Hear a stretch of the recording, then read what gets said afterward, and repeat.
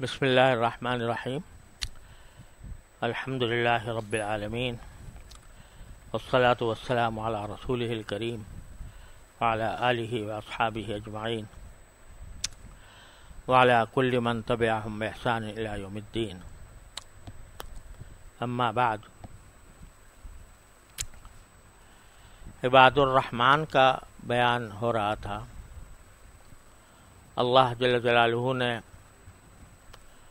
اپنے خاص بندوں کی جو صفات بیان فرمائی ہیں سورہ فرقان کے آخری رکوع میں،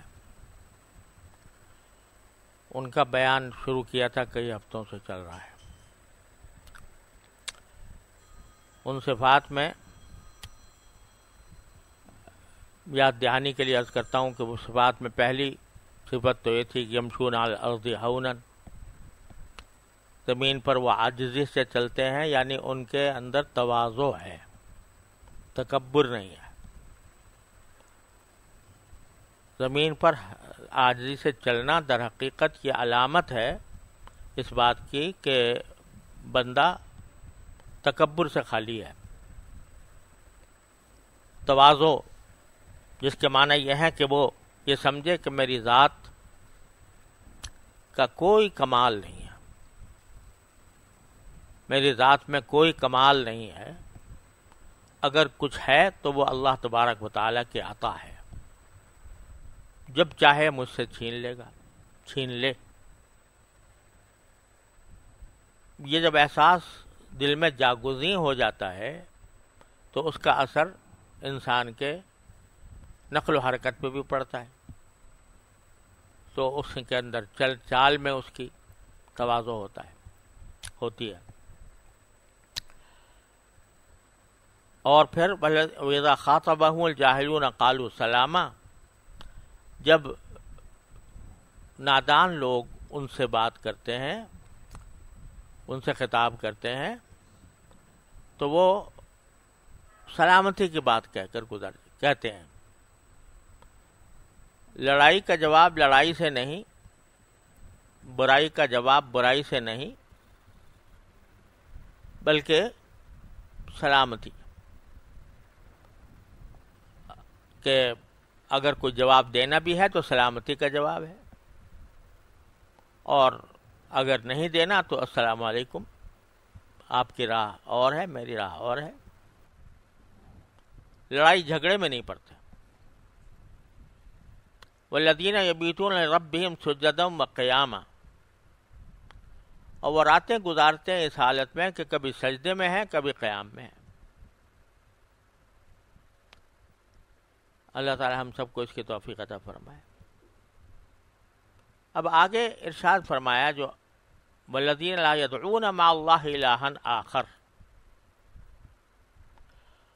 اور وہ اللہ کے ساتھ کسی اور معبود کو نہیں پکارتے.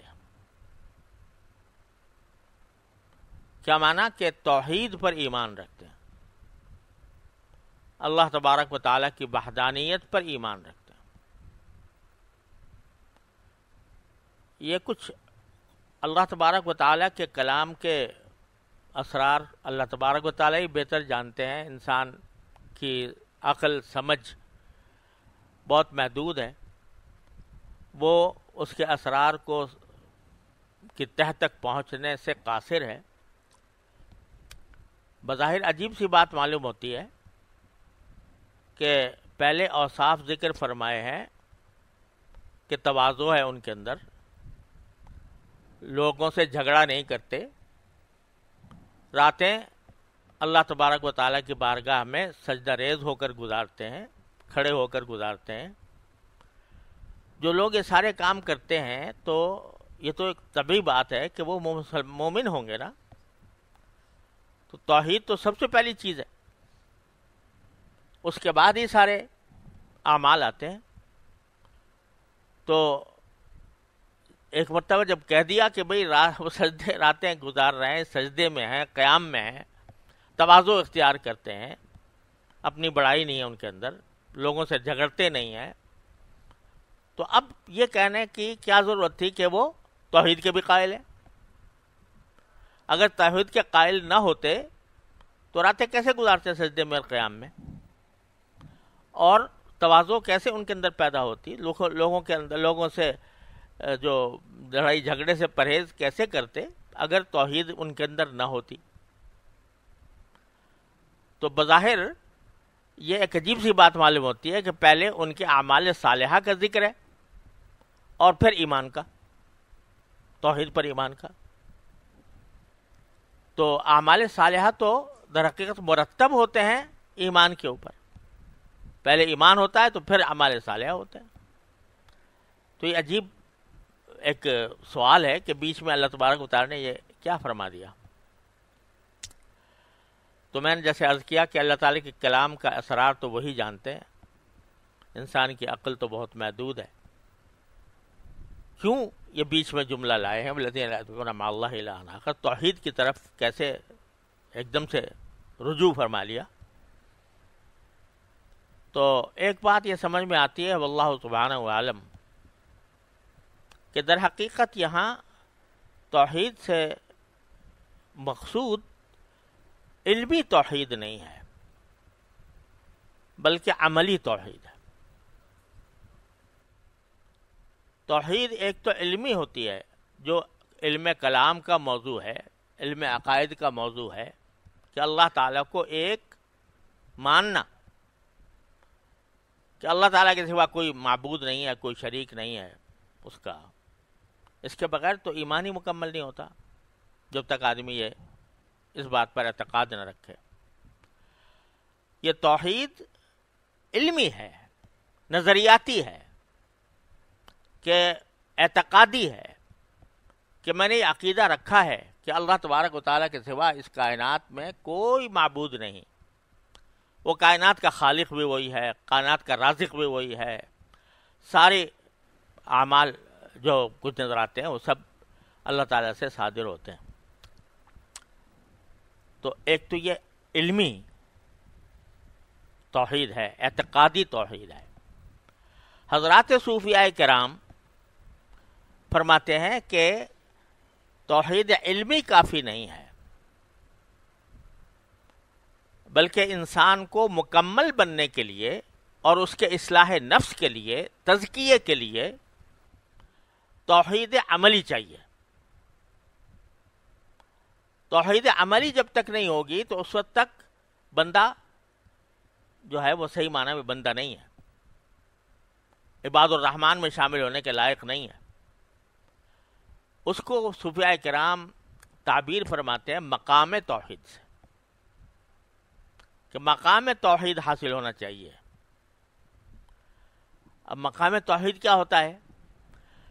تو اس کے بارے میں حضرات صوفیاء کرام چونکہ وہ دل کے حالات سے بحث کرتے ہیں اور دل و دماغ کے اوپر جو تصورات چھائے ہوئے ہوتے ہیں ان کی طرف نظر ہوتی ہے ان کی، اور ان کو خالص کرنا چاہتے ہیں. اس لیے توحید یہ کوئی شریعت سے الگ بات نہیں ہے، شریعت کا حصہ ہے کہ توحید اصل وہ ہے کہ جو دل میں اس طرح سما جائے کہ اعتقاد تو ہے اس بات کا کہ ساری کائنات کے اندر جو کچھ ہو رہا ہے وہ اللہ تبارک و تعالیٰ کی مشیت سے ہو رہا ہے، اس کے علم سے ہو رہا ہے، اس کے ارادے سے ہو رہا ہے. اعتقاد تو ہے، لیکن وہ اعتقاد دل میں اس طرح جمع ہوا نہیں ہے کہ جو معاملہ بھی سامنے آئے تو آدمی سمجھ لے کہ یہ میرے مولا کی کارروائی ہے، میرے مولا کی مشیت کا حصہ ہے. تو چونکہ اعتقاد تو ہے لیکن اعتقاد کے ساتھ چونکہ اللہ تبارک و تعالیٰ جو کچھ عمل فرماتے ہیں کسی واسطے کے ذریعے، کسی سبب کے ذریعے کرتے ہیں، تو بندے کا دھیان وہ مسبب کے بجائے، اللہ تبارک و تعالیٰ کے بجائے ان اسباب کی طرف الجھا رہتا ہے.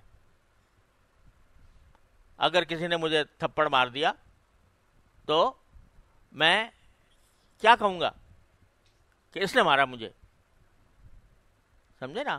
لیکن یہ تصور اس وقت نہیں ہوگا کہ بھئی اس کا ہاتھ تو کچھ بھی نہیں ہے، اصل تو کرنے والا اللہ تبارک و تعالیٰ ہے، اس کی مشیت سے ہوا ہے جو کچھ ہوا ہے.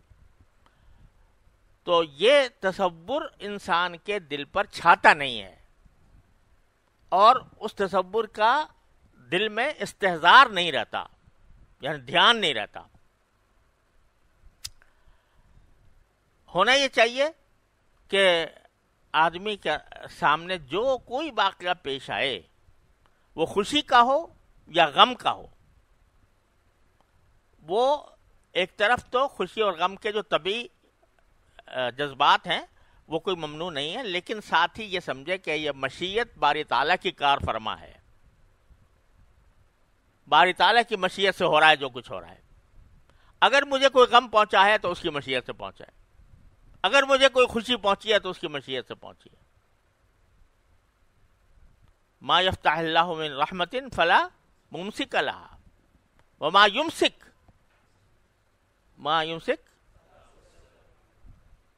تو یہ یعنی جو کچھ ہو رہا ہے وہ اگر مجھے کوئی صدمہ پہنچا ہے تو بھی اس کی مشیت سے ہے، کوئی تکلیف پہنچی ہے تو وہ بھی اس کی مشیت سے ہے، کوئی خوشی پہنچی ہے تو بھی اس کی مشیت سے ہے۔ یہ خیال دل میں جاگزین نہیں ہوتا۔ اعتقاداً کوئی پوچھے بھائی کیا سمجھتے ہو، یہ اللہ تعالیٰ کا کار فرمائی ہے سارے کائنات میں یا کسی اور کی ہے؟ اعتقاداً یہی کہو گے، ہاں زبان سے یہی کہو گے کہ اللہ تعالیٰ کی ہے۔ لیکن یہ بات کہ اللہ تبارک و تعالیٰ کی مشیت ہی کار فرما ہے، اس کا دھیان وقت پر نہیں رہتا۔ جب وقت آتا ہے غم کا، صدمے کا، خوشی کا، تو دھیان اللہ تعالیٰ کی طرف جانے کے بجائے ان واسطوں میں گر جاتا ہے۔ ایک وہم ساتھ ہوتا ہے جس کی وجہ سے بندہ جو ہے وہ اس وہم کے پیچھے چل پڑتا ہے اور اصل حقیقت کو بھول جاتا ہے۔ امام غزالی رحمۃ اللہ نے اس کی ایک بڑی عجیب مثال دی ہے۔ فرماتے ہیں کہ جیسے ایک لاش ہے ایک آدمی کی، میت ہے، اس کے بارے میں ہر انسان کو جانتا ہے کہ بھئی یہ بے جان ہے، اس میں کوئی روح نہیں ہے، یہ نہ کسی نفع پہنچانے کی طاقت ہے اس میں، نہ نقصان پہنچانے کی طاقت ہے۔ سمجھے نا؟ یہ یقین ہے، پکا نہیں ہے، پکا یقین ہے۔ لیکن کوئی کہے کہ بھئی اس لاش کے ساتھ رات کو اندھیرے میں سو جاؤ ذرا، اس کے ساتھ لگ کے، ہے جی، تو کیا ہوگا؟ وحشت ہوگی کہ نہیں؟ وحشت ہوگی، حالانکہ پتہ ہے کہ بھئی یہ تو بے جان لاش ہے، یہ کچھ نہ نفع پہنچا سکتی ہے نہ نقصان پہنچا سکتی ہے، لیکن دماغ میں ایک وحشت پیدا ہو رہی ہے، ایک وہم پیدا ہو رہا ہے۔ سمجھے نا؟ اس لیے دل نہیں چاہتا اس کے ساتھ لیٹنے کو۔ اتنا محبوب آدمی تھا، باپ تھا، ماں تھی، بیوی تھی، شوہر تھا، تو لیکن لاش کو رات کو اندھیرے میں اس کے ساتھ لیٹنا، یہ اسے طبیعت تباہش کرتی ہے، ایک وہم پیدا ہو جاتا ہے۔ تو حضرت امام غزالی رحمۃ اللہ علیہ فرماتے ہیں اسی طرح توحید کا یقین تو ہے لیکن کچھ وہم ساتھ لگا ہوا ہے۔ وہم کیا ہے؟ اسباب، ظاہری اسباب، کہ بھئی یہ مجھے جو مارا اس نے مارا، مجھے جو دیا وہ اس نے دیا، واستوں کی طرف ذہن پھٹک جاتا ہے اور اصل کی طرف نہیں رہتا۔ تو اس خیال کو، اس وہم کو زائل کر کے، ان اوہام کے بادلوں کو چھانٹ کر اللہ واحد کی طرف دل کو متوجہ کرنا اور اس کا استحضار رکھنا، یہ توحید حقیقی اور توحید عملی ہے۔ یہ مقام توحید اس طرح حاصل ہوتا ہے، وہ کیسے ہوتا ہے؟ مراقبات سے ہوتا ہے۔ کہ آدمی جو قرآن شریف میں فرمایا نا، اللہ الذین یذکرون اللہ قیاما وقعودا وعلی جنوبہم ویتفکرون فی خلق السماوات والارض، یہ مراقبہ کہ اس کائنات میں جو کچھ ہو رہا ہے، یہ تھوڑی دیر کے لیے آدمی بیٹھ کے یہ مراقبہ کرے، جو کچھ ہو رہا ہے یہ میرے پروردگار کے حکم سے ہو رہا ہے، اس کی مشیت سے ہو رہا ہے۔ یہ پرندہ جو اڑ رہا ہے میرے سامنے، یہ کسی کی حکم سے اڑ رہا ہے، کسی کی مشیت سے اڑ رہا ہے، کسی مقصد سے اڑ رہا ہے، ہمیں نہیں معلوم وہ کیا مقصد ہے، پرندہ اڑا جا رہا ہے۔ اب پرندوں کو ہم اڑتے ہوئے دیکھتے تو ہیں، لیکن ذہن اس کی طرف، اس کے خالق کی طرف، اس کے مالک کی طرف، اس کے چلانے والے کی طرف، اس کے مقصد کی طرف ذہن نہیں جاتا۔ تو مراقبہ جو فقہا، جو صوفیاء کرام کرواتے ہیں نا بعض اوقات، وہ مراقبے اس قسم کے ہوتے ہیں کہ ذرا سوچو کہ یہ جو ہے پرندہ اڑا جا رہا ہے تو کیا کر رہا ہے، یہ چونٹی جا رہی ہے، یہ چونٹی کا بھی کوئی مقصد ہے اور خود نہیں چل رہی ہے، کوئی چلا رہا ہے اس کو، اس کے پیچھے کوئی مشیت کار فرما ہے، اور یہ جا کے کسی اللہ تبارک و تعالیٰ کی مشیت کا کوئی مقصد ہے جو حاصل کرے گی۔ یہ چھپ کر ہی جا رہی ہے، یہ وہ حشرات الارض پھر رہے ہیں، یہ پتے ہوا میں اڑ رہے ہیں، ہوا تیز چل رہی ہے، ہلکی چل رہی ہے، گرمی ہو رہی ہے، سردی ہو رہی ہے، یہ سب کیسے ہو رہا ہے؟ سب ایک خالق، ایک مالک کی سب مشیت کا یہ عکس ہے جو کچھ ہو رہا ہے۔ یہ تصور جب بندہ کرتا ہے، مراقبے کرتا ہے اس کے، تو پھر اس کے دل میں یہ توحید جم جاتی ہے۔ اس کو کہتے ہیں مقام توحید۔ تو کیا اس کو جب یہ سوچتے بس اس وقت ہر حرکت کے پیچھے اللہ تبارک و تعالیٰ نظر آتا ہے، ہر حرکت کے پیچھے، ہر جاندار کے پیچھے، بے جان کے پیچھے اللہ تبارک و تعالیٰ کا جلوہ نظر آتا ہے، اس کی مشیت کی کار فرمائی نظر آتی ہے۔ تو یہ جب صورتحال پیدا ہو جاتی ہے، تو اگر فرض کرو میرے سامنے کوئی خوشی کا واقعہ آیا تو میں اس خوشی کے واقعے کو اللہ کی طرف منسوب کر کے شکر ادا کروں گا، اللہم لک الحمد و لک الشکر۔ اگر کوئی غم کا واقعہ پیش آیا تو اس کو باری تعالیٰ کی مشیت کا ایک فیصلہ قرار دے کر اس پر راضی ہوں گا، کہوں گا ما شاء اللہ کان وما لم یشاء لم یکن، جو اللہ نے چاہا ہو گیا، جو نہیں چاہا نہیں ہوا۔ صدمہ ہوگا طبی طور پر، غم ہوگا، ایک آدمی کی دولت لٹ گئی، چوری ہو گئی اس کے گھر میں، صدمہ تو ہوگا، اور وہ صدمہ کوئی ممنوع بھی نہیں ہے، کوئی گناہ بھی نہیں ہے، لیکن ساتھ ہی اس کے دل میں یہ بات بھی ہوگی کہ یہ میں اصل اس کی کار فرمائی کہیں اور سے ہو رہی ہے، وہ ہے جس کا مشیت کا فیصلہ ہے یہ، اور یقیناً اس فیصلے میں کوئی حکمت ہے۔ لہذا میں غم تو کر رہا ہوں، لیکن ساتھ ہی اس فیصلے پر راضی بھی ہوں۔ جیسے ایک ڈاکٹر آپریشن کرتا ہے تو بندہ چیختا چلاتا بھی ہے، تکلیف ہو رہی ہے، درد ہو رہا ہے، چیخ رہا ہے، چلا رہا ہے، لیکن ساتھ ہی راضی ہے کہ یہ میرا کام جو کر رہا ہے یہ میری مصلحت کی وجہ سے کر رہا ہے۔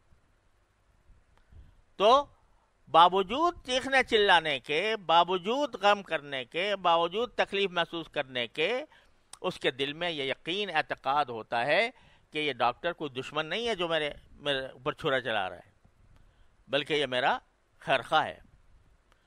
تو اسی طرح جب بندے کو کوئی تکلیف یا غم پہنچتا ہے تو وہ ایک طرف غم بھی کر رہا ہے، غم میں اگر رونا آ رہا ہے وہ بھی رو بھی رہا ہے، لیکن اس کے باوجود یہ اعتقاد جازم دل میں موجود ہے کہ جو کچھ ہوا ہے وہ میرے مالک کے فیصلے سے ہوا ہے، میں اس پر راضی ہوں، وہ میرے سارے جو کچھ وہ کرتا ہے میری مصلحت کے ساتھ کرتا ہے، میری مصلحت اس میں تھی، میں نہیں جانتا کہ یار وہ کیا مصلحت تھی، لیکن میں فیصلے پر آتا ہوں۔ تو جب توحید حقیقی، توحید عملی حاصل ہوتی ہے تو وہ لازماً رضا بالقضاء پر منتج ہوتی ہے، کہ تقدیر کے فیصلے پر راضی ہوں، مجھے کوئی شکوہ نہیں، مجھے کوئی گلہ نہیں ہے۔ لہذا ایک طرف بندہ اس بات کا بھی اعتقاد رکھے کہ اس کائنات میں سارے چیزیں باری تعالیٰ کے حکم سے ہو رہی ہیں، جس کا قرآن کریم میں ذکر ہے کہ بلا حبۃ فی ظلمات الارض ولا یابس الا فی کتاب مبین، رات کی اندھیریوں میں ایک دانہ بھی اگر کہیں حرکت کر رہا ہے تو سب وہ باری تعالیٰ کے حکم سے، اس کی مشیت سے ہو رہا ہے۔ اعتقاد تو ہے یہ، لیکن جب اس مشیت کی حکمت کے تحت مجھے کوئی زخم لگ گیا تو اس زخم کی فکر میں پڑا ہوا ہوں، اس پر صدمہ کر رہا ہوں، ہائے یہ مصیبت کیوں آ گئی، ہائے میرے ساتھ یہ کیا ہو گیا، ہائے میرے ساتھ میں یہ کیوں ہو گیا، ایسا کیوں نہیں ہوا۔ تو یہ وہ اعتقاد ایک طرف ہے، لیکن ساتھ میں یہ بھی کہہ رہا ہے کہ بھائی کیوں ہو گیا میرے ساتھ، کیا ہو گیا میرے ساتھ۔ تو یہ اس اعتقاد کی نفی ہے۔ اس اعتقاد کا منطقی تقاضا یہ ہے کہ بندہ یہ محسوس کرے کہ اس مالک کی طرف سے یہ فیصلہ ہے، میں اس کی حکمت کو نہیں جانتا، وہی حکیم ہے، وہی حاکم ہے، لہذا اس کا فیصلے پر میں راضی ہوں، اگرچہ مجھے درد ہو رہا ہے، تکلیف ہو رہی ہے، لیکن میں اس کے فیصلے پر راضی ہوں۔ یہ چیز جو ہے نا، یہ پیدا ہوتی ہے مقام توحید حاصل ہونے سے۔ اور وہ کس طرح ہوتا ہے کہ جب بندہ جو ہے وہ اس اعتقاد کو بار بار اس کا مراقبہ کرتا ہے، تو اس کے نتیجے میں یہ اعتقاد جازم پیدا ہو جاتا ہے۔ پھر کیا ہوتا ہے کہ نہ اس کو کوئی لالچ اس کے اوپر کارگر ہوتی ہے۔ اگر ایک کام وہ اللہ کی رضا کے لیے کرنا چاہ رہا ہے، تو چونکہ اس کو پتا ہے کہ بھئی موت زندگی سب اللہ کے ہاتھ میں ہے، نفع اور ضرر سب اس کے ہاتھ میں ہے، تو یہ مجھے اگر کوئی لالچ دے رہا ہے تو میں لالچ سے مروب نہیں ہوں گا۔ یہ مجھے اگر ڈرا رہا ہے تو میں ڈروں گا نہیں، کیونکہ میں اللہ تبارک و تعالیٰ کے مشیت پر راضی رہوں گا۔ تو اس کو شدید ڈر کے موقع پر بھی ڈر نہیں ہوتا، اس کو شدید لالچ کے موقع پر بھی لالچ نہیں ہوتا۔ شیخ سعدی رحمۃ اللہ علیہ فرماتے ہیں، موحد چبر پائے ریزی زرش چه فولاد ہندی نہیں برسرش امید و حراست نباشت ز کس ہمین است بنیاد توحید و بس۔ شیخ سعدی فرماتے ہیں کہ موحد وہ ہے کہ اس کے پاؤں پر سونے کے خزانے ڈال دو اور لالچ دلاؤ اس کو کہ بھئی یہ غلط کام کر لو، تو وہ کبھی نہیں کرے گا۔ چه فولاد ہندی نہیں برسرش، اس کے سر کے اوپر ہندی تلوار رکھ دو تو نہ اس کو کسی سے امید وابستہ ہوگی، نہ کسی سے ہراس ہوگا۔ امید و حراست نباشت کس ہمین است توحید، ہمین است بنیاد توحید و بس، توحید کی بنیاد یہی ہے۔ تو یہ جب توحید کا مقام حاصل ہو جاتا ہے تو پھر بندے کو نہ کسی سے امید وابستہ کرتا ہے بہت زیادہ کہ یہ مجھے کچھ دے دے گا، مجھے فائدہ پہنچا دے گا، اور نہ کسی سے ڈر اتنا غالب ہوتا ہے کہ اس کے ڈر خوف کی وجہ سے جانتا ہے کہ جو کچھ ملے گا میرے مالک سے ملے گا، اور جو کوئی اگر مجھے ضرر پہنچے گا تو اللہ تعالیٰ کی طرف سے پہنچے گا۔ تو اس واسطے اس کو نہ امید کسی سے وابستہ ہے، نہ خوف کسی سے وابستہ ہے۔ امید ہے تو ایک سے ہے، اور خوف ہے تو ایک کا ہے۔ یہ ہے مقام توحید۔ اور یہ حاصل کیسے؟ سب سے پہلے تو میں نے عرض کیا کہ مراقبہ، یتفکرون فی خلق السماوات والارض، جو واقعات بھی پیش آ رہے ہیں سامنے، آنکھوں کے سامنے، پیچھے دیکھو کون کر رہا ہے،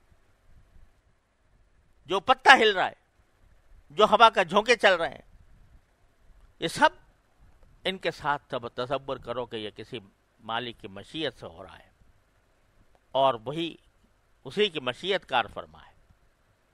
تو وہاں اللہ تبارک و تعالی جب یہ مراقبہ کرتا ہے اور ساتھ میں کسی کی زیر تربیت کرتا ہے تو پھر اللہ تبارک و تعالیٰ اس کو افراط و تفریط سے محفوظ رکھتے ہیں.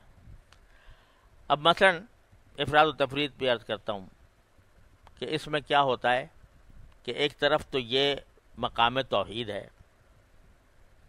کہ بھئی جو کچھ ہو رہا ہے اللہ تعالیٰ کی طرف سے ہو رہا ہے، تو مجھے اگر کوئی نقصان پہنچا ہے تو بھی اللہ تعالیٰ کی مشیت سے پہنچا.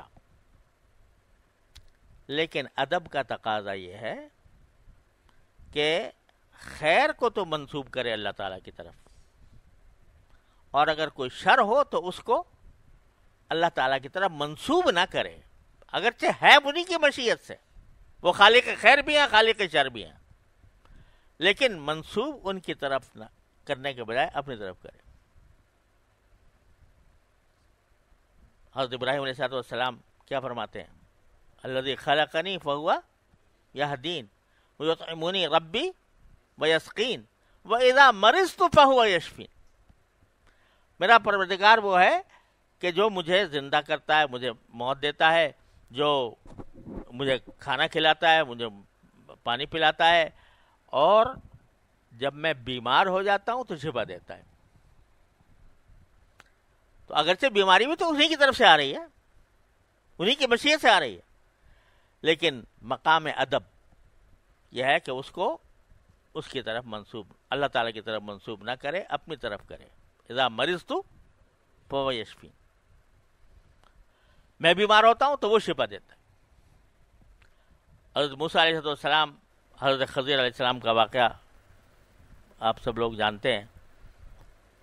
تو وہاں کیا ہوا کہ کشتی کا تختہ توڑا. کس نے؟ حضرت خضر علیہ السلام نے.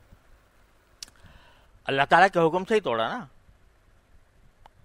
لیکن چونکہ وہ توڑا تھا تو وہاں جو اس کی وجہ بیان کی، فَأَرَدْتُ أَنْ أَعِيبَهَا،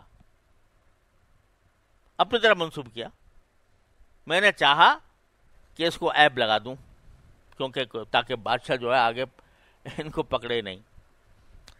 وہاں اردتو. اور جہاں وہ بچے کو قتل کیا تو اس کے بارے میں کیا فرمایا؟ فَأَرَدْنَا أَن يُبْدِلَهُمَا رَبُّهُمَا خَيْرًا مِّنْهُ زَكَاةً وَأَقْرَبَ رُحْمًا.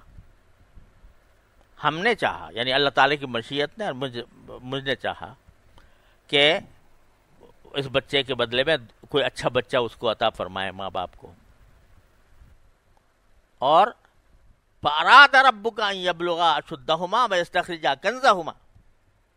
وہ جو دیوار سیدھی کی تھی تو کہا یہ یتیموں کی دیوار تھی، تو اس یتیموں کی دیوار کو ہم نے اس لیے کیا کہ اس میں خزانہ تھا ان کا.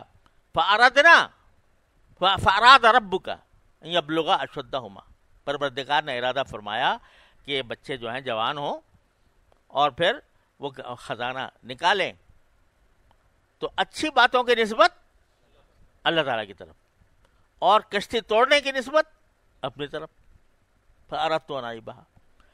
تو ادب کا تقاضا یہ ہے، یعنی ہے تو مشیت اسی کی کار فرما، وہ توڑا بھی اسی کے حکم سے، اسی کی مشیت سے، اور بچے کو قتل کیا تو وہ بھی اسی کی مشیت سے، لیکن اس کی نسبت اللہ تبارک و تعالیٰ، عیب کی نسبت جو ہے وہ اللہ تعالیٰ کی طرف نہیں کی.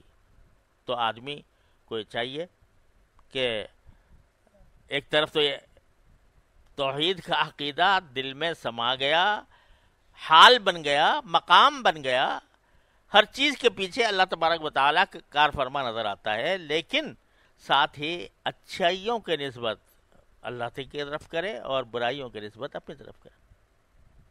ادب کا تقاضا یہ. دوسری بات یہ کہ اگرچہ اسباب کی کار فرمائی جو ہے وہ اللہ تعالیٰ ہی یہ مشیت سے ہو رہی ہے، لیکن دنیا کے اندر بھی اللہ تعالیٰ نے اسباب کے کچھ احکام رکھ دیے ہیں. ان اسباب کے بھی احکام ہیں. اگر کسی شخص نے آپ کے ساتھ کوئی احسان کیا تو حقیقت میں تو کس نے کیا؟ اللہ تعالیٰ نے، لیکن واسطہ اس کو بنایا، لہذا اس واسطے کا بھی حق ہے کہ اس کا شکر ادا کیا جائے. وَلَمْ يَشْكُرِ اللَّهَ لَمْ يَشْكُرِ النَّاسِ. جو بندوں کا شکر ادا نہ کرے وہ اللہ کا بھی نہیں ادا کرتا، لہذا اس کا شکر ادا کرنا. اگر وہ کوئی تکلیف پہنچائے تو اس کا جواب یا اس کی سزا ہے موجود. اسی نے تمہیں ایک تھپڑ مارا، تم بھی ایک مار سکتے ہو. یہ احکام بھی اس کے ساتھ ساتھ ہیں. تو ایک طرف اعتقاد یہ، اور وہ اعتقاد دل میں رچا بسا، اور پھر ہر ایک چیز اپنے محل پر. یہ ہے تلوار سے زیادہ تیز اور بال سے زیادہ باریک. سمجھے نا؟ اب اس ہر ایک چیز کا حق ادا کرنا، کہ ایک طرف توحید کا عقیدہ بھی ہے، وہ اپنے دل میں رچا ہوا بھی ہے، بسا ہوا بھی ہے، اور پھر جو ہے اسباب کا بھی فی الجملہ ہو رہا ہے، ادب کا بھی تقاضا ملحوظ ہے، اور ہر ایک کا حق بھی ادا کیا جا رہا ہے. یہ کام صرف انبیاء کرام کی تعلیم و تربیت سے ہوتا ہے، اور پھر یہ انبیاء کرام کے وارثین کی تربیت سے ہوتا ہے. وہ کرواتے ہیں کہ بھائی یہ سوچا کرو، یہ دماغ میں بسایا کرو یہ چیز. اس کا نتیجہ کیا ہوگا کہ تمہیں خوف کی بھی کمی ہوگی، اور کی بھی کمی ہوگی، اور امیدیں بھی وابستہ نہیں ہوں گی لوگوں سے. صدمہ ہوگا، اپنی حدود میں رہے گا، وہ حدود سے متجاوز نہیں ہوگا. خوشی ہوگی لِأَلَّا تَفْرَحُوا بِمَا آتَاكُمْ. کیسے ہے بھائی آیت؟ ہاں نہیں ہاں، لِأَلَّا لِكَيْ لَا تَأْسَوْا عَلَى مَا فَاتَكُمْ وَلَا تَفْرَحُوا بِمَا آتَاكُمْ. کہ جو تم سے کوئی نعمت نکل گئی، تمہارے ہاتھ سے فوت ہو گئی، تو اس پر زیادہ غم نہ ہو، اور جو حاصل ہو گئی اس پر زیادہ اکڑ نہ ہو. اعتدال پیدا کرنے کے لیے وہ فرماتے ہیں ہم واقعات یہ کرائے اس واسطے. یہ غزوہ احد کے بیان میں ہے نا، تو بغزوہ احد میں تمہیں شکست دلوائی تھوڑے شروع میں، اور تمہارے ساتھ ایسا دشمن جو ہے وہ بظاہر غالب آ گیا. لِكَيْ لَا تَأْسَوْا عَلَى مَا فَاتَكُمْ وَلَا تَفْرَحُوا بِمَا آتَاكُمْ. تاکہ جو ہاتھ سے جو چیز چلی گئی اس کے اوپر افسوس نہ ہو زیادہ، اور جو ہاتھ آ گئی اس پر زیادہ اکڑفو نہ ہو، زیادہ اس کے اوپر اتراؤ نہیں. وہ بھی اللہ تعالیٰ کی مشیت تھی، یہ بھی اللہ تعالیٰ کی مشیت ہے. تو یہ اعتدال رکھنا قائم، یہ آسان کام نہیں ہے.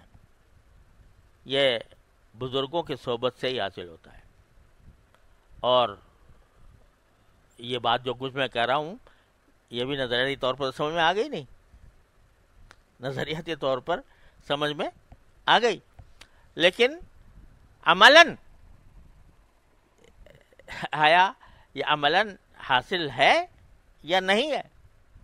اگر نہیں ہے تو اس کو حاصل کرنے کی فکر چاہیے. تو غرض یہ کہ کچھ یوں سمجھ میں آتا ہے کہ یہ جو باتیں بیان فرمائی ہیں باری تعالیٰ نے کہ یمشون علی الارض ہونا وَإِذَا خَاطَبَهُمُ الْجَاهِلُونَ قَالُوا سَلَامًا وَيَبِيتُونَ لِرَبِّهِمْ سُجَّدًا وَقِيَامًا، یہ سارے اعمال کے ساتھ یہ ایک طرح سے اس کی علت بیان ہو رہی ہے. علت یہ ہے کہ توحید ان کے قلب دل و دماغ میں ایسی رچ بس گئی ہے کہ یہ سارے افعال ان سے اعمال ان سے صادر ہوتے ہیں، اور وہ باری تعالیٰ کے ہر فیصلے کے اوپر راضی ہوتے ہیں. اس لیے بیچ میں یہ جملہ آ گیا وَالَّذِينَ لَا يَدْعُونَ مَعَ اللَّهِ إِلَٰهًا آخَرَ. پھر آگے وَلَا يَقْتُلُونَ النَّفْسَ الَّتِي حَرَّمَ اللَّهُ إِلَّا بِالْحَقِّ. کسی ایسی جان کو قتل نہیں کرتے جس کو اللہ تعالیٰ نے حرمت ادا کیا مگر برحق. برحق یہ کہ واقعتاً وہ سزا کا مستوجب تھا، کسی کا قتل کر دیا تھا اس نے تو اس کو قتل کرنا جائز ہے. اسی طرح اگر جو ہے معاذ اللہ زنا کا ارتکاب کیا حالت احسان میں تو اس کو رجم کرنا. اسی طرح اگر کوئی مرتد ہو گیا اس کو قتل کرنا وغیرہ وغیرہ. اس کے علاوہ کسی کی جان پر کوئی حملہ آور نہیں ہوتے یہ لوگ. وَلَا يَقْتُلُونَ النَّفْسَ الَّتِي حَرَّمَ اللَّهُ إِلَّا بِالْحَقِّ. وَلَا يَزْنُونَ اور نہ زنا کرتے ہیں. اب یہ بیچ میں جو منفی چیزیں آ رہی ہیں کہ یہ نہیں کرتے یہ نہیں کرتے، یہ در حقیقت تعریض ہے، یعنی اشارہ ہے کفار مشرکین کے اعمال کی طرف کہ وہ تمہاری طرح اے مشرکو نہ اللہ کے ساتھ کسی کو شریک ٹھہراتے ہیں، نہ قتل کرتے ہیں جیسے تم اپنی اولاد کو قتل کر دیتے ہو مفلسی کے خوف سے، اور نہ زنا کرتے ہیں. والعیاذ باللہ زنا جو ہے یہ بھی جاہلیت کے اندر ایک وبائے عام تھی اور لوگ اس کو برا بھی نہیں سمجھتے تھے. تو ان کی طرف اشارہ ہے کہ یہ عباد الرحمن جو ہیں وہ کبھی زنا نہیں کرتے. اور زنا نہ کرنے کے لیے قرآن کریم میں چونکہ فرمایا لا تقربوا الزنا، زنا کے قریب بھی مت پھٹکو، قریب بھی مت جاؤ، تو اس کا مطلب یہ ہے کہ جو زنا کے مختلف پہلو ہیں ان میں سے کوئی اختیار نہ کرو. حدیث میں فرمایا کہ آنکھوں کا زنا، آنکھیں بھی زنا کرتی ہیں. آنکھوں کی زنا کیا ہے؟ دیکھنا.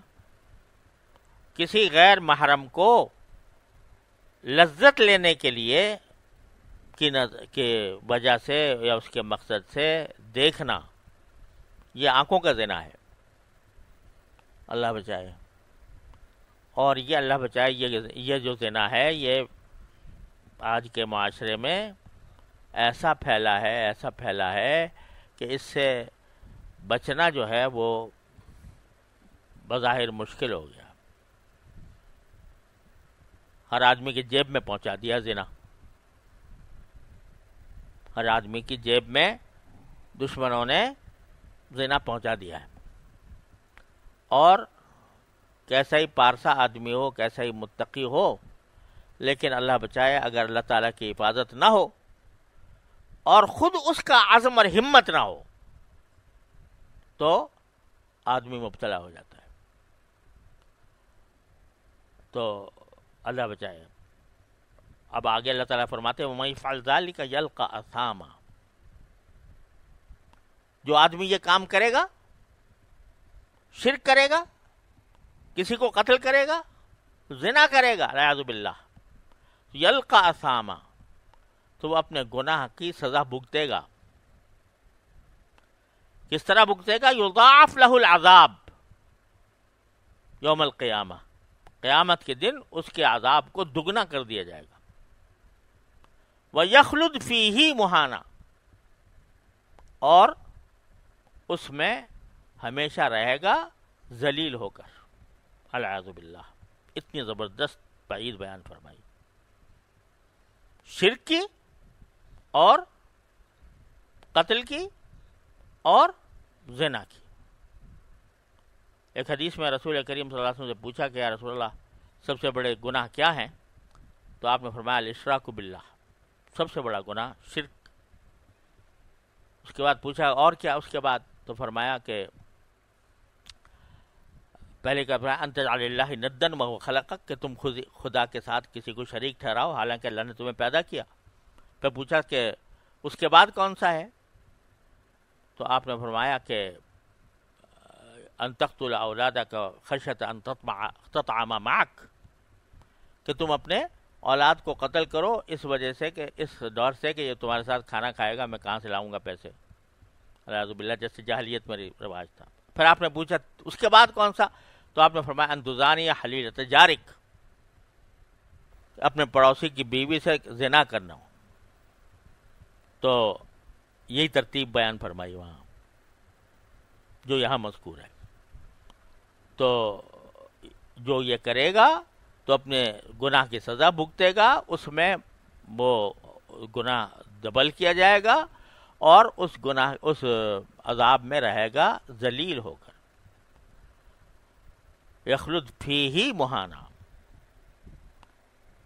ویسے تو عام طور سے فی ہی کہا جاتا ہے نا عربی میں، جب ہم بولتے ہیں عام بول چال میں، تو فی ہی میں پھر اس کو کھینچا نہیں جاتا ہا کو، لیکن یہاں ہماری جو قرأت ہے اس میں فی ہی ہے، اور دوسری قرأتوں میں فی ہی ہے بغیر اشباع کے، تو دوسری قرأتوں میں فی ہی، اور یہاں پر ہماری قرأت میں فی ہی.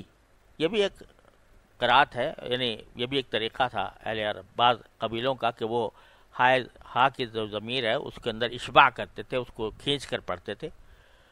تو بعض مفسرین نے اس میں یہ نقطہ بیان کیا ہے کہ اس کو جو کھینچا گیا ہے فی ہی، تو یہ دلالت کر رہا ہے کہ اس کو جہنم میں کھینچ کر لایا جائے گا. اعوذ باللہ. یخلد فیہ مہانا. اللہ تعالی ہماری سب کی حفاظت فرمائے. تو پھر آگے فرمایا الا من تاب و آمن و عمل عملا صالحا. یہ سارے کے سارے عذاب کا بیان کر کے فرماتے ہیں ہاں جو شخص توبہ کر لے اور ایمان لے آئے اور عمل صالح کرے، یعنی یہ سارے کام پہلے کیے تھے اور اس کے بعد پھر توبہ کر لی اور اعمال درست کر لیے، اپنی اصلاح کر لی، فاولئک یبدل اللہ سیئاتہم حسنات. تو جب توبہ کر لے گا بندہ اور ایمان لے آئے گا اور عمل صالح کرنا شروع کر دے گا، تو اللہ تعالیٰ اس کی سیئات کو بھی حسنات میں تبدیل کر دے گا، یعنی اس کو گناہوں کو بھی نیکیوں میں تبدیل کر دے گا. کئی معنی اس کے مفسرین نے بیان کیے ہیں، لیکن سب سے زیادہ صحیح بات یہ ہے کہ اللہ تعالیٰ اپنی رحمت سے توبہ کرنے والے کو اتنا پسند فرماتے ہیں کہ جہاں اس کے نامہ اعمال میں گناہ لکھے ہوئے تھے، کہتے ہیں ہر گناہ کے بدلے ایک نیکی لکھ دو. حدیث میں آتا ہے کہ ایک بندہ ہے جب اللہ تعالیٰ کی بارگاہ میں پیش ہوگا تو اللہ تعالیٰ فرمائیں گے فرشتوں سے کہ بھئی اس کے جو چھوٹے چھوٹے گناہ ہیں ذرا ان کو دکھاؤ، چھوٹے چھوٹے گناہ. تو وہ ایک ایک کر کے دکھائے جا رہے ہوں گے. تو اب یہ ڈر رہا ہے کہ یا اللہ یہ تو چھوٹے چھوٹے گناہ ہی اتنے زیادہ ہیں کہ اگر ان کے اوپر جواب اس کے اوپر مجھے پکڑ ہو گئی تو بس میں تو گیا. تو جب وہ چھوٹے چھوٹے گناہ پیش کر چکے ہوں گے فرشتے، تو باری تعالیٰ فرمائیں گے ایسا کرو کہ اس کے ہر گناہ کے بدلے ایک نیکی لکھ دو، ہر گناہ کے بدلے ایک نیکی لکھ دو. تو جب وہ کہیں گے کہ ہر گناہ کے بدلے، تو وہ کہے گا اللہ تعالیٰ سے یا اللہ کچھ اور بھی گناہ تھے میرے وہ مجھے نظر نہیں آ رہے یہاں پر، جو چھوٹے چھوٹے گناہ تو آ گئے سامنے، لیکن کچھ اور بھی گناہ تھے، اور وہ بھی. اور یہ بیان فرما کر نبی کریم صلی اللہ علیہ وسلم نے آپ ہنسے، آپ مسکرائے، یہ بیان فرما کر کہ اللہ تعالیٰ کی رحمت ہی ہوتی ہے. فاولئک یبدل اللہ سیئاتہم حسنات. توبہ کی اتنی بڑی عظیم فضیلت دیکھو، کتنا آدمی گناہ کر گیا، سب کچھ کر گیا، اللہ بچائے، پتہ نہیں کہاں کہاں مبتلا رہا، اور ایک مرتبہ باری تعالیٰ کی بارگاہ میں آ کر کہہ دیا سچے دل سے کہ استغفر اللہ ربی من کل ذنب واتوب الیہ. باری تعالیٰ کی رحمت دیکھو، کہتے مٹا دو سارے گناہ اور ہر گناہ کے بدلے ایک نیکی لکھ دو. یہ ہے توبہ کی عظیم فضیلت. فاولئک یبدل اللہ سیئاتہم حسنات وکان اللہ غفور الرحیم. اور اللہ تعالیٰ بڑا بخشنے والا، بڑے رحمت والا ہے. تو ایک طرف ڈرا بھی دیا، یضاعف لہ العذاب یوم القیامہ، بہت سخت عذاب ہوگا، ڈبل ڈبل، اور اس میں ہمیشہ رہے گا ذلیل ہو کر. ڈرا بھی دیا اور یہ خوشخبری بھی سنا دی، ارے یہ سارے گناہ جو تم نے کیے ہیں تو یہ کتنے ہی پہاڑ ہوں، لیکن ایسا ہم نے تمہیں نسخہ بتا دیا ہے کہ سارے پہاڑ ایک لمحے میں ریزہ ریزہ ہو جائیں. تو اتنا آسان نسخہ بتا دیا. توبہ کر لو یار، سارے گناہ جتنے بھی کیے ماضی میں ان سب کو تصور کر کے ایک مرتبہ سچے دل سے توبہ کر لو. یا اللہ سب سے توبہ کرتا ہوں. توبہ کر لو گے، اور توبہ کیا ہے؟ ندامت. انما التوبۃ الندم، کہ پشیمانی، یا اللہ مجھ سے بڑی غلطی ہو گئی. ربی انی ظلمت نفسی ظلما کثیرا وانہ لا یغفر الذنوب الا انت. یا اللہ میں نے اپنی جان پر بڑا ظلم کیا، اور آپ کے سوا کون ہے جو معاف کرے گا. یہ جو ندامت ہے، تو اس ندامت کا صلہ باری تعالیٰ اس طرح دیتے ہیں. اس توبہ، ندامت کی توبہ، یہ جب ایک بندے کے اندر یہ آہیں اٹھ جائیں نا کہ مجھ سے بہت غلطیاں ہو گئیں، بہت سے گناہ ہو گئے، میں پشیمان ہوں، میں شرمندہ ہوں، یا اللہ کیسے اس کی تلافی کروں، تو یہ جو ندامت کی آہیں ہیں، یہ اللہ تبارک و تعالیٰ ان کو سارے گناہوں کی مٹانے کا ذریعہ بن دیتے. ہمارے بزرگ تھے حضرت بابا نجم حسن صاحب رحمۃ اللہ علیہ، ہمارے کلیم صاحب کے منہ بولے نانا، یعنی حقیقی تو نہیں تھے لیکن انہی کے یہاں رہتے تھے. بڑے بزرگ تھے، حضرت تھانوی رحمۃ اللہ علیہ کے خلیفہ مجاز صحبت تھے، اور عجیب درویش قسم کے بزرگ تھے، صاحب کشف و کرامات بھی تھے. بڑے عجیب ان کے کشف وغیرہ ہیں. شاعر بھی تھے. تو ان کا ایک شعر مجھے اتنا پسند آتا ہے. وہ شعر کہتے تھے کہ دولتیں مل گئی ہے آہوں کی، دولتیں مل گئی ہے آہوں کی، ایسی تیسی میرے گناہوں کی. تو جب گناہ کے بعد آہیں مل جائیں اور ندامت کی آہیں، اور پھر اس پر استغفار اور اس پر توبہ، تو گناہ پہاڑ بھی ہو تو ریزہ ریزہ ہو جائے گا. اللہ نے اتنا آسان کر دیا ہے. تو بھائی سارا خلاصہ آ کے یہیں بیٹھتا ہے. ہم کوئی اپنے عمل کو کچھ دیکھو تو کچھ نظر آئے گا، لیکن اللہ تعالیٰ نے دروازہ کھول رکھا ہے، مرتے دم تک کھلا رہے گا. اسی لیے ہمارے بزرگ یہ تلقین فرمایا کرتے تھے کہ رات کو بیٹھ کے توبہ کر لیا کرو، کہ جتنے دن میں کہیں گناہ سرزد ہوئے ہیں ان کا اگر یہ کچھ غلطی ہوئی ہے، آنکھ بہکی، ناک زبان بہکی، تو برات کو بیٹھ کے توبہ کر لو. استغفر اللہ العظیم الذی لا الہ الا هو استغفر اللہ ربی من کل ذنب واتوب الیہ. تو انشاءاللہ محروم نہیں رہو گے. یہی حضرت بابا صاحب کی مجھے بات پھر دوبارہ یاد آ گئی، حضرت بابا نجم حسن صاحب رحمۃ اللہ علیہ کی. وہ اسی طرح لوگوں کے پرانے زندگیاں بدلی. ایک نوجوان لڑکا حضرت کی خدمت میں آ گیا، اور آیا اس لیے کہ اس کے جو بڑے بھائی تھے یا والد تھے یا کون تھے، وہ ایک اپنا کچھ قلم چھوڑ گئے تھے، یہاں کوئی غالباً قلم چھوڑ گئے تھے. حضرت کے پاس آئے ہوں گے، قلم چھوڑ کے چلے گئے. تو انہوں نے بچے کو بھیج دیا، نوجوان لڑکے کو، کہ جا کے بھی قلم لے آؤ وہاں سے. تو خیر حضرت نے اس کو قلم دے دیا. تھا وہ ایسا بالکل جیسے آج کل کے بے فکر نوجوان ہوتے ہیں. تو جب جانے لگا کہا صاحبزادے یہاں آنا، آ گیا. تو حضرت نے فرمایا صاحبزادے لوگ کہتے ہیں کہ دین بہت مشکل ہے، دین پر عمل کرنا بہت مشکل. ارے کچھ بھی مشکل نہیں، رات کو بیٹھ کے توبہ کر لیا کرو. سمجھے؟ یہ اس کے کان میں ڈال دی بات. وہ قلم لینے آیا تھا اور اس کے کان میں یہ بات ڈال دی.